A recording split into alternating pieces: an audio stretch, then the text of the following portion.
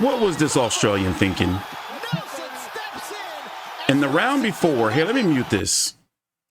In round number 6, Liam Wilson started fighting like we hope Sebastian Fundora doesn't fight tomorrow night against Tim Tszyu. He gave up his height and size and started trying to stay in the pocket with Oscar Valdez and started getting tagged up, got beat up, then got stopped. Like, what was he thinking? I'm TstreeT Controversy with Fight View 360. He is now 13-3 with 7 KOs, being stopped in round number 7 by Oscar Valdez. He's celebrating like he just won the Super Bowl. Liam Wilson had the worst, stupidest game plan. He gave up the advantage. And look, he got his face smashed in. I'm disappointed in him. And surprisingly, coming into this fight, a lot of people had him with a favorable chance to win, even me. So I thought I was just, being crazy or something, or a psychopath. So Oscar Valdez is now the WBO interim champion at 130 pounds. He'll be expected to be fully 130-pound champion once Emmanuel Navarrete steps into the ring on May the 18th against Denis Berinchyk at 135. That's going to be the week after Loma versus Kambosos. You would think he won the damn Super Bowl. What is he crying for? Is it some mental health shit that was going on? But overall, nice solid card. Seniesa super bad Estrada beat Yokasta Valle. Clearly got booed though. Raymond Muratalla had a bad night, even though he got the win. But one of those nights where some may say he got exposed. I don't look at it like that because fighters have nights like that. Now we could possibly see Oscar Valdez take on O'Shaquie Foster. Will he have a title defense before he goes on to take on O'Shaquie Foster, I'm guessing? Who would he fight next? We're going to listen into the post-fight interview. He's got to fight somebody in the top 15 if he doesn't go for a unification next. Do you think he can beat Foster? I think he could. Let's send it up to Mark Chinook for the official time of the stoppage. Ladies and gentlemen, here inside the Desert Diamond Arena in Glendale, Arizona, referee Mark Nelson calls a stop to this bout at 2 minutes 48 seconds of round number 7. For your winner by technical knockout, and now the WBO interim junior lightweight champion of the world, Oscar Valdez! Let's see what he has to say. Listen to the crowd. This is what Oscar Valdez fights for. That belt means everything to him. But he would leave tonight happy if he got this ovation from his fans regardless. This is what boxing is all about. This is what Oscar epitomizes. Oscar Valdez, the human, the fighter, the warrior, the Mexican legend in the making, because that's what he wants to do. What is he now, a 3-time champion? Once at 126 and twice at 130 now, right? That means you almost killed Dr. Romero. You almost got me. What are you going to give on that? How much that promise you did? You hear that? That's positive. Yes, you can, brother. You hear that? I swear. You almost got him there. Keep it up. We'll be there. I lost. I lost too. I came back. I told everything, man. You come back. I told you three, man. You go from me. No problem. You didn't come back. Don't let that get you. How do you want it to get you? Come on, man. Serious. You see the sportsmanship of So basically, Oscar what I'm Valdez. getting from it is he said, like, you almost got him with a body shot that he almost lost. Either way, we're going to listen to the post-fight interview.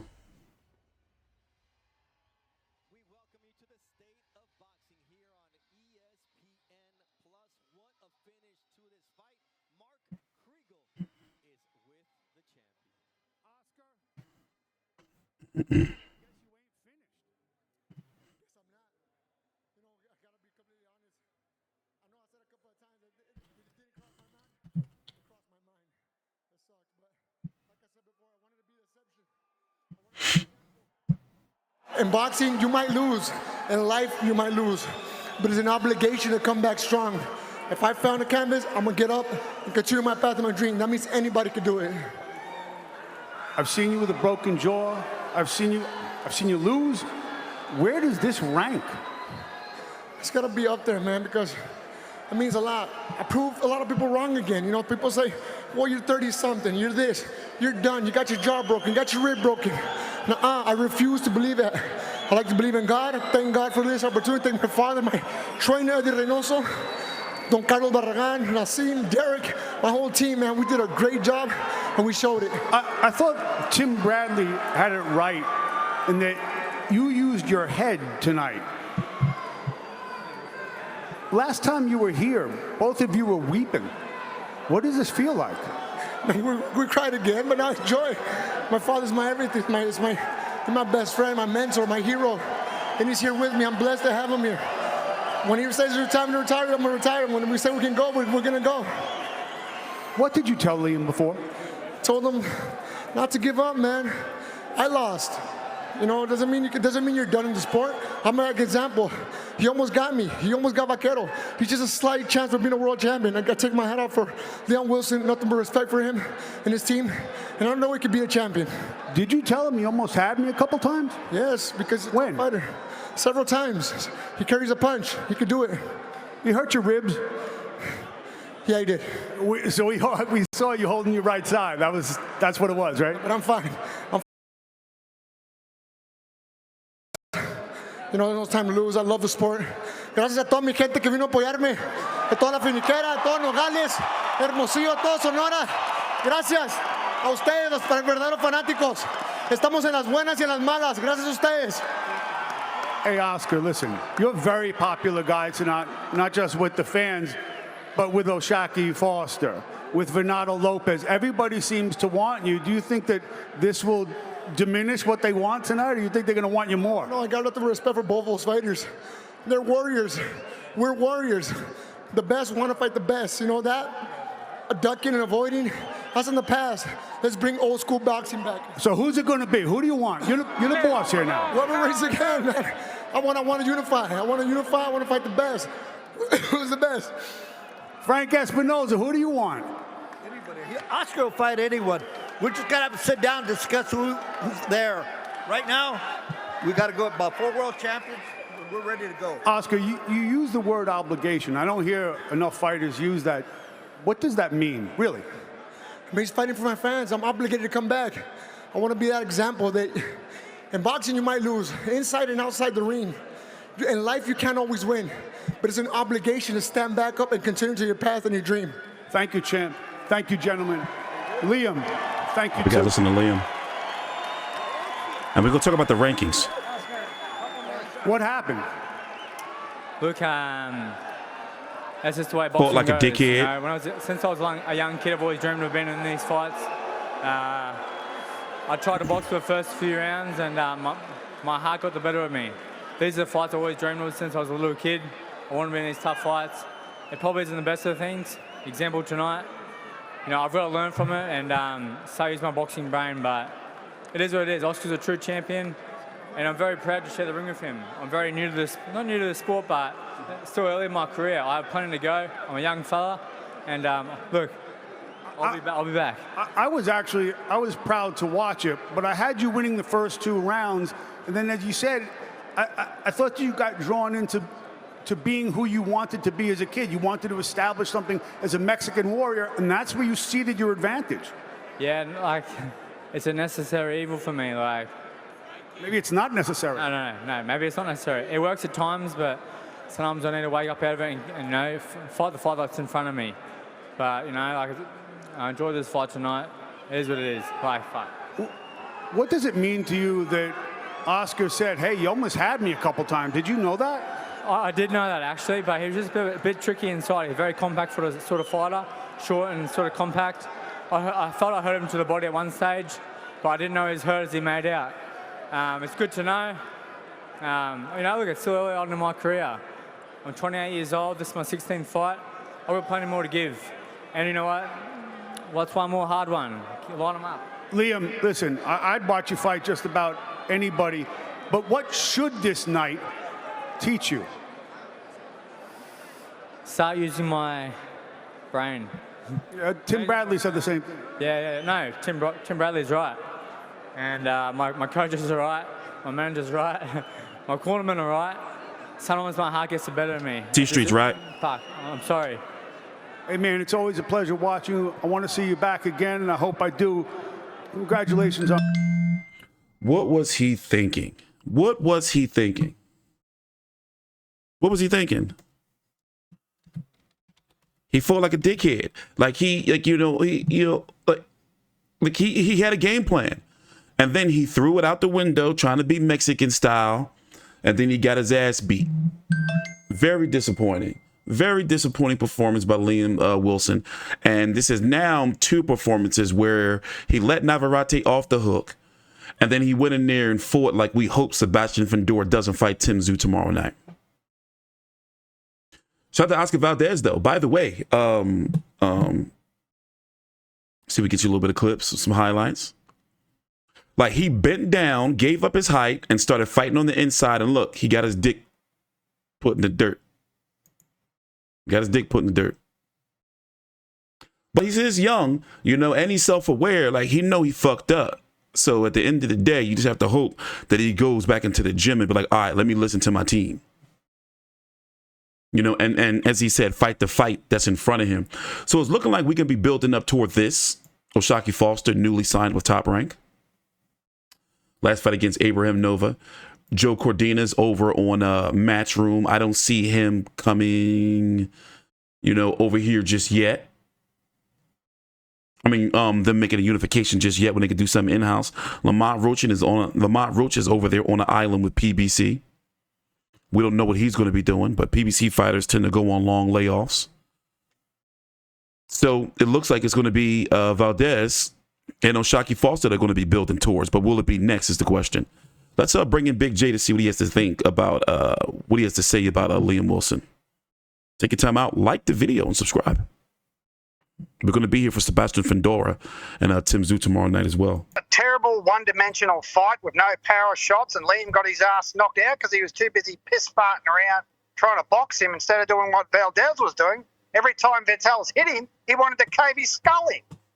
So the power shots that every time Valdez threw a punch, he wanted to put his fist through his rib cage.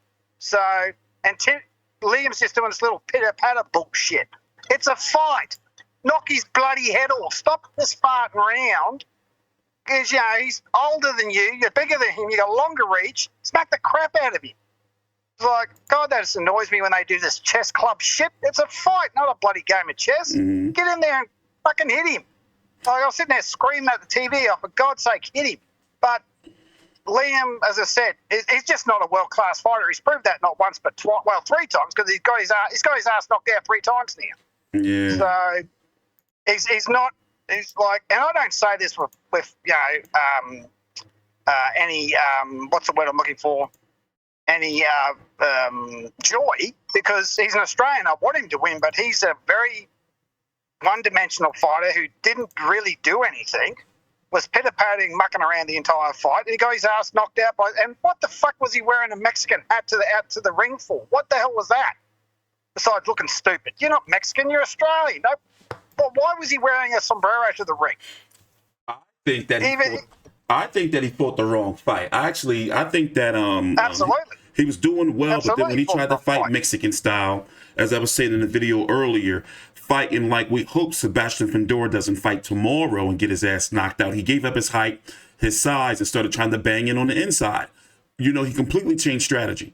And it cost him at the end. Well, that's the one thing that Liam keeps doing. Why is he fighting orthodox? He's bloody southpaw. Yeah. Fight southpaw. Yeah. I mean, his success has been at southpaw. Every time he wins, it's because he fights at southpaw. When he changes orthodox, he gets his ass kicked. And I agree about those pity pat shots where he was, especially when he was in the pocket, throwing them little pity pat uppercuts. He wasn't sitting on his punches.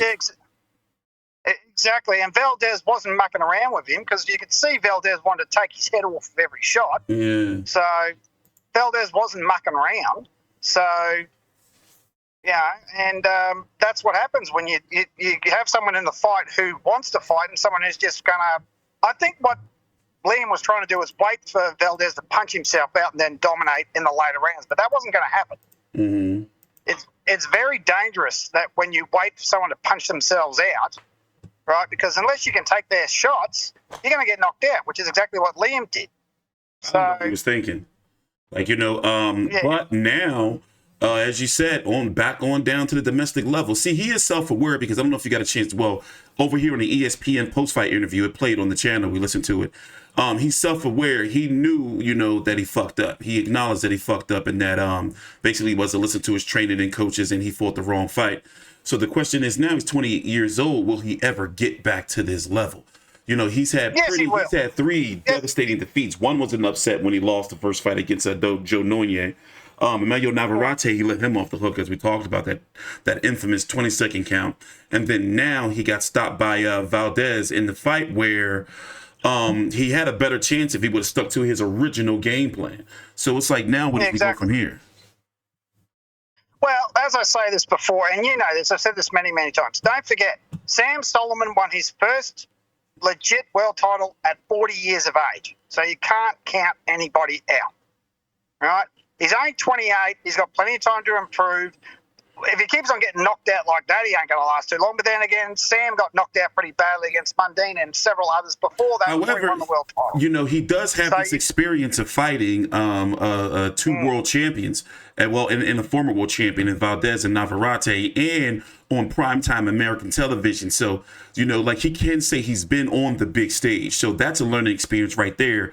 With for one, avenging a loss, he's got that experience against Joe Noine, and the Navarrete, where basically he learned, he let the guy off the hook. And then another lesson learned is where going away from the game plan. So he can capitalize off of this if he keeps his head, straight and just understands he can't make those mistakes again. So he's learned three valuable lessons in 3 of his losses.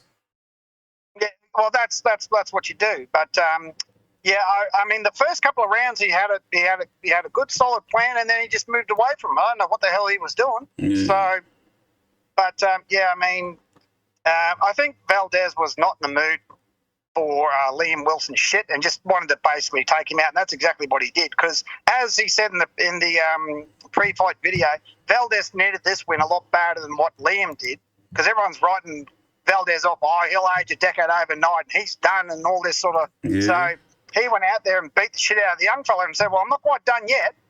So yeah. So there you go. So Liam has the ability to come back. So closing thoughts.